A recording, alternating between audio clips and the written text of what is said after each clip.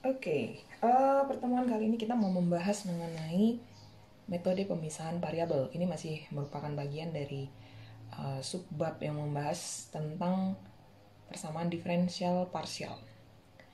Dalam hal ini kita akan menentukan solusi, ya, solusi dari persamaan diferensial parsial, solusi dari PDP yang metodenya adalah metode pemisahan variabel. Pada akhir dari diskusi ini kita akan mendapati bahwa ternyata metode pemisahan variabel ini solusi umumnya akan menyerupai seperti yang diberikan oleh ekspansi dari Dirac-Fourier. Oke, sebelumnya sudah dibahas ya mengenai Dirac-Fourier. Oke, nah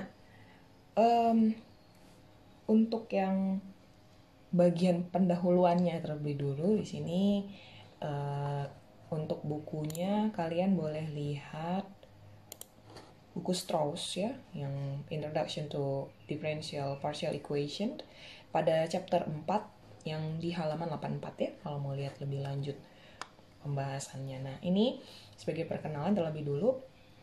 Misalnya gini, kita diberikan suatu PDP, suatu persamaan diferensial parsial yang berlaku pada persamaan gelombang ya, yaitu UTT sama dengan C pangkat 2 UXX. Di mana nilai X ini berada di antara 0 sampai dengan L pada interval terbuka ya. Ini kita namai sebagai persamaan I1. Kemudian ada batasnya, boundary-nya diberikan oleh U 0, T sama dengan 0 sama dengan U L, T. Oke, ini sebagai persamaan I2 kita namai. Lalu ada kondisi awal ini initial condition biasanya disebutnya, yaitu UX0 sama dengan PX, ya ini bacanya PX, dan UTX0, ya dalam hal ini berarti apa? Persamaan, turunan parsial dari U terhadap T. Diferensialnya ini adalah diferensial yang order 1 turunan pertama ya. Nah, ini sama dengan CX. Oke, yang ini PX, yang ini CX. Nah, kedua persamaan ini kita namai dia dengan persamaan I3. Nah, pemisahan variabel dari I1 dan I2 ini sebagai solusi dari PDP tersebut adalah suatu UXT, ya, suatu fungsi UXT yang sama dengan X besar X, T besar T.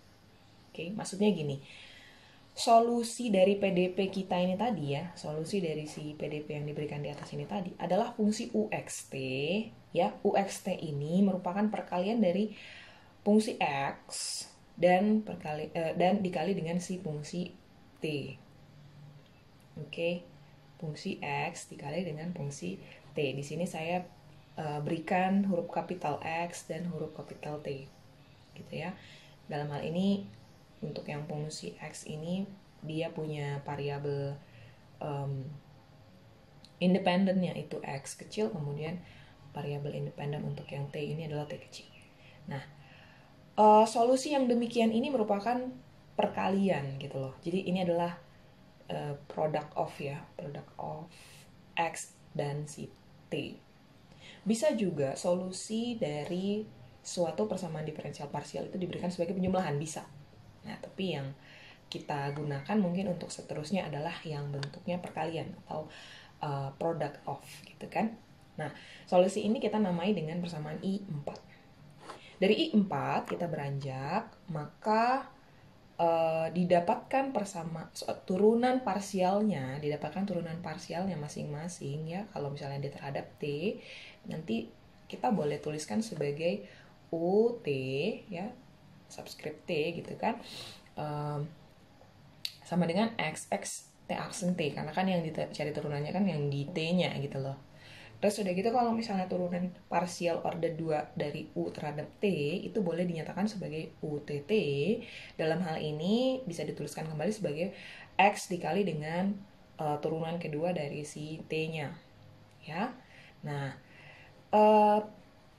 bentuknya ini ya, penurunan rumus ini boleh kita substitusi ke persamaan I1 sehingga persamaan I1 tadi yang bentuknya UTT sama dengan C pangkat 2 UXX ini ekivalen dengan X dikali turunan 2T sama dengan kan gitu ya, C pangkat 2, kemudian UXX ini gimana nih? UXX ini ya konsepnya sama dengan yang tadi yang di atas ini ya, bahwa dia merupakan turunan parsial orde 2 terhadap X, yang berarti bahwa yang diturunkan 2 kali itu kan si X-nya ya, T-nya nggak diapa-apain gitu loh. Oke, nah ini ekivalennya. Nah, kita bagi kedua ruas dengan min C pangkat 2 XT. Oke, perlu saya tekankan di sini sebenarnya boleh dibagi dengan konstanta apapun ataupun variabel apapun, boleh, sebenarnya bebas ya.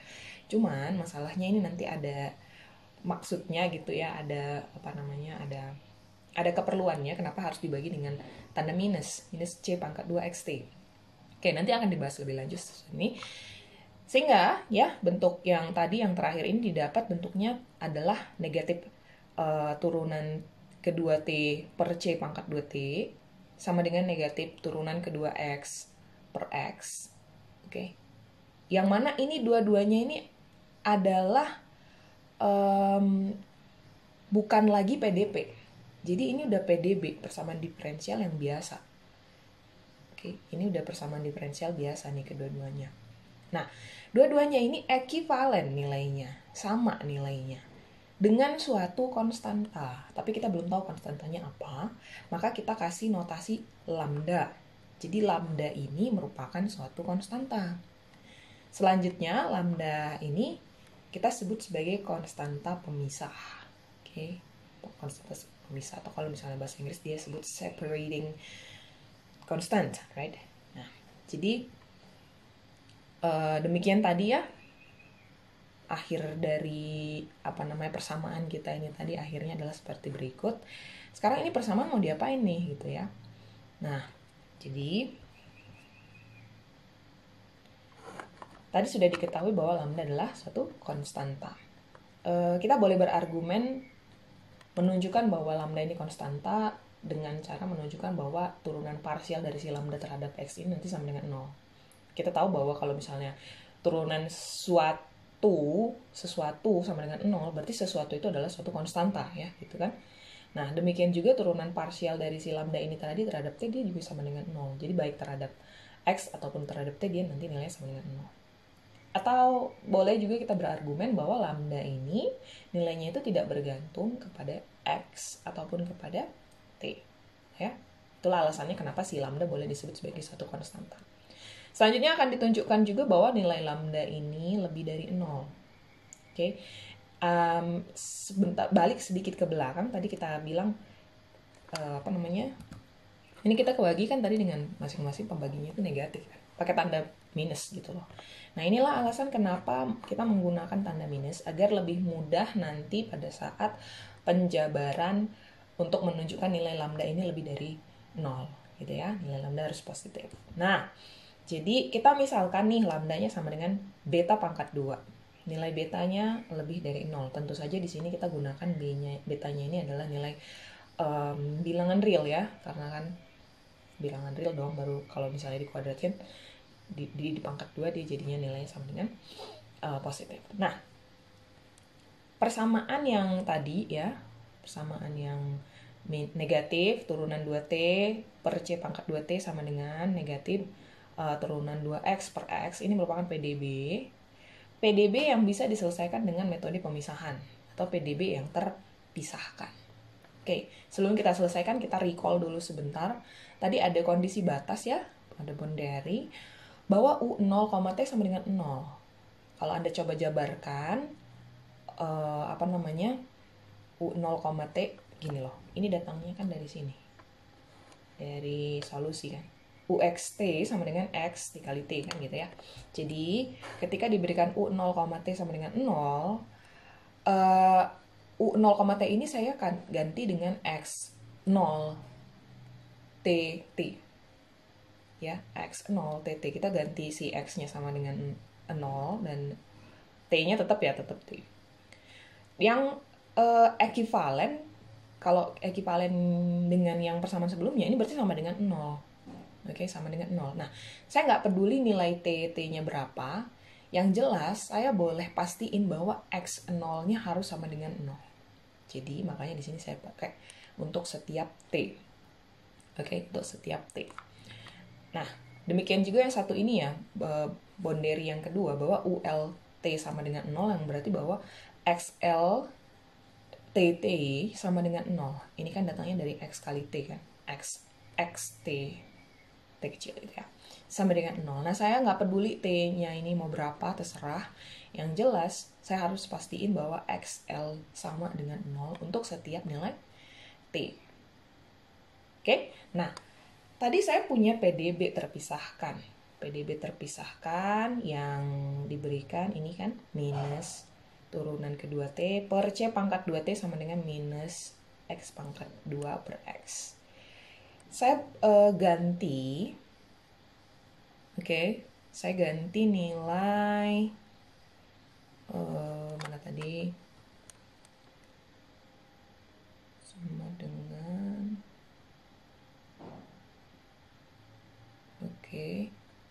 oh ya, saya harus cek ke sini dulu deh ya.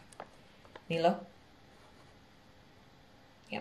Saya ambil nilai negatif turunan 2x per x sama dengan lambda. Saya ganti nilai lambdanya sama dengan beta pangkat 2. Jadi, dia jadi kayak gini kan. Negatif turunan 2x per x sama dengan beta pangkat 2. Ya, sama ya. Nah, saya modifikasi bentuknya sehingga saya punya turunan 2x plus beta pangkat 2 kali x sama dengan 0. Bisa ya? Ini nanti kan bisa lebih gampang kalau misalnya kita pakai makanya tadi alasannya ini harus pakai tanda negatif gitu, biar lebih gampang di sini di ekspansi yang satu ini. Nah, terus sama juga nih, yang ini yang negatif turunan 2T per C pangkat 2T sama dengan lambda kan gitu ya. Lambdanya ini saya ganti dengan beta pangkat 2 sehingga nilainya adalah, persamaannya adalah gitu ya, minus turunan 2T per C pangkat 2T sama dengan beta pangkat 2. Atau saya modifikasi persamaan ini menjadi T turunan kedua T ditambah C pangkat 2B pangkat 2T sama dengan 0. Nah, kita namai persamaan ini sebagai persamaan 5. Oke. Nah, penyelesaian PDB dengan metode karakteristik sudah pernah dipelajari sebelumnya di semester 3 ya, di Matek 1 itu ya ada, bahwa nantinya solusi dari persamaan diferensial biasa yang bentuknya sedemikian, ini bentuknya nanti adalah XX sama dengan C cosinus beta X plus D sinus beta X. Sementara yang T-nya TT sama dengan A cosinus beta C T ditambah B sin beta CT. Kayak ada B, ada beta ya, dibedain ya. B sin beta CT. Nah, terus si X ini kita namai sajalah dia sebagai persamaan 6, kemudian T-nya sebagai persamaan 7. Ya. Oke, kalau mau dibuktikan lebih lanjut, Anda boleh pakai metode karakteristik untuk membuktikan bahwa PDB ini nanti solusinya sebagai berikut gitu ya. Saya nggak bahas lebih lanjut di sini. Nah, kita udah dapat nih solusi X, udah dapat solusi T. Oke. Kondisi awal diberikan bahwa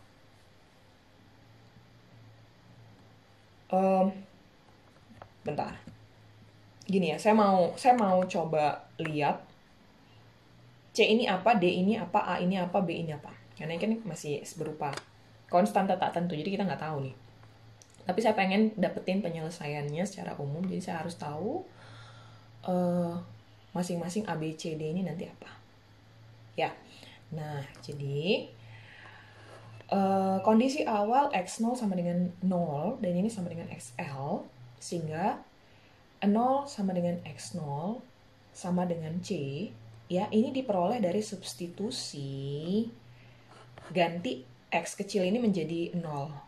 Ya, jadi X0 sama dengan C cosinus beta 0 atau cosinus 0 ditambah D sin beta 0. Otomatis kalau beta kali 0 kan jadinya 0 ya, sin 0 sama dengan 0, ini habis dong semua kan D kali 0. Tinggal yang ini, beta kali 0 sama dengan 0, cos 0 sama dengan 1, 1 kali C sama dengan C. Jadi makanya ini akhirnya adalah X0 sama dengan C. Oke, ini X besar ya, X0 sama dengan C. dan nilainya sama dengan 0. Kemudian, tadi saya belum ingat ini ya, dari mana nolnya ya. Dari sini loh, dari kondisi awal, x0 sama dengan 0. Lalu sama, yang ini juga gitu nih. Yang satu ini, D sin beta. Oke, saya ganti x kecilnya sama dengan L, ya, sehingga didapatkan 0 sama dengan XL sama dengan D sin beta L. Ya, D sin beta L. Saya ganti cos beta L di situ.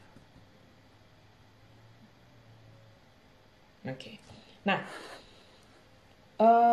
didapatlah ya, dia di angka terakhir tadi ada 0 sama dengan X0 sama dengan C, 0 sama dengan XL sama dengan D sin beta L.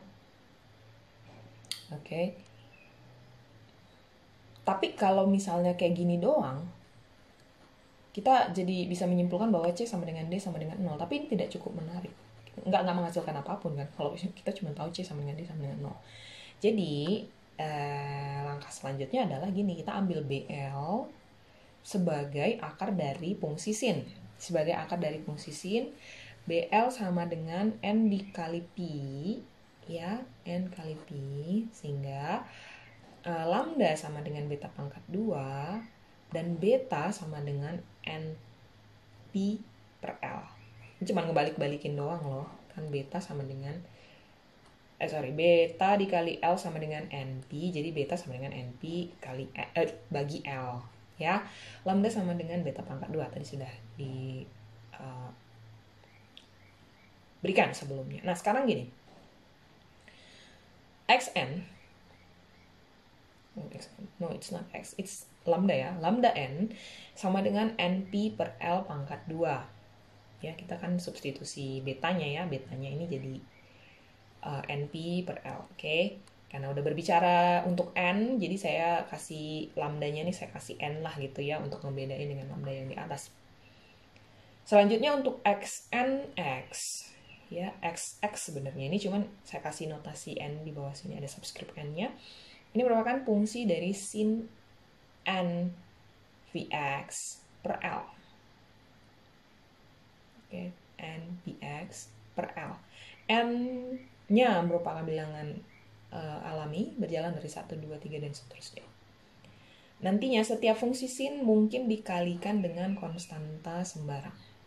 Ini loh, fungsi sin ini tadi mungkin dikalikan dengan konstanta sembarang. Jadi, kita udah punya fungsi baru ya, karena ada lambda N dan ada fungsi XNX. XNX. So, sebentar, saya harus pastiin dulu ya, XX-nya tadi apa? XX-nya adalah, di mana kamu? D sin beta L. Oke, gara-gara ini ya, gara ada beta L-nya ya, makanya kan betanya NP per L, makanya di sini sin, saya substitusi ya, bukan lagi sin X, tapi sin NP per L kali X gitu loh. Ya, dari situ ya datanya. Oke. Nah, ini kan berjalan 1, 2, 3, dan seterusnya gitu ya. Ya kalau gitu berarti apa yang terjadi? Akan ada sebanyak tak terhingga solusi terpisahkan dari I1 dan I2. Yaitu kalau misalnya disebutin satu-satu bentuknya sedemikian nih. AN cos NP CT per L ditambah BN sin NP CT per L dikali sin NP X per L. Oke, dari mana datangnya ini? Gini ya, tadi kita recall bentar dah ya. Kita recall bentar bahwa UXT kan sama dengan X besar kali T besar ya. Jadi ini sebenarnya kalau misalnya kamu mau balikin, ini akan jadi T besar dikali X besar. T besar dikali X besar. T, oke, where is my T?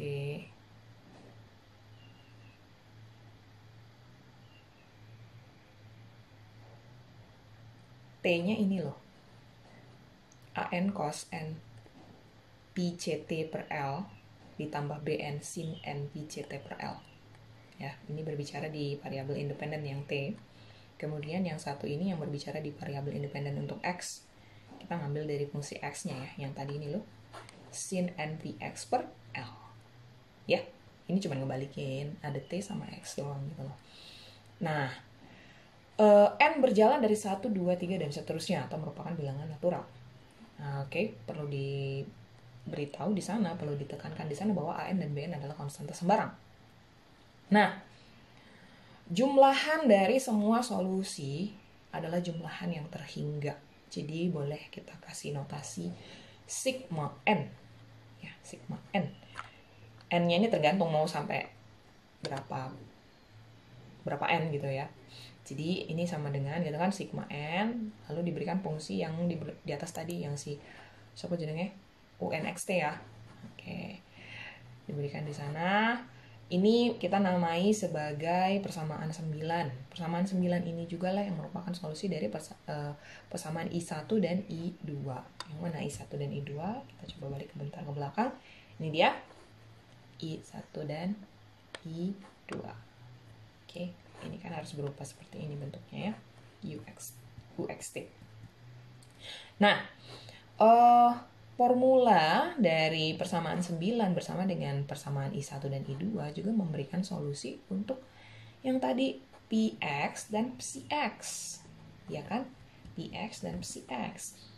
Oke, tadi kan kita tahu bahwa UX0-nya sebagai PX, UTX, 0-nya sebagai PCX. Ya. Nah, si PX-nya itu adalah sigma AN sin N PX per L. Oke, untuk N ya, sigma untuk N. Kemudian si X-nya ini adalah sigma untuk N NPC per L BN sin NPX per L. Oke, yang P kita namai sebagai persamaan 10, kemudian yang C kita namai sebagai persamaan 11. Kira-kira seperti itu. Oke, kesimpulannya ya dari penurunan rumus ini tadi, solusi PDP dengan pemisahan variabel ini merupakan ekspansi Deret Fourier. Deret Fourier sudah diberikan sebelumnya, sudah dipelajari sebelumnya.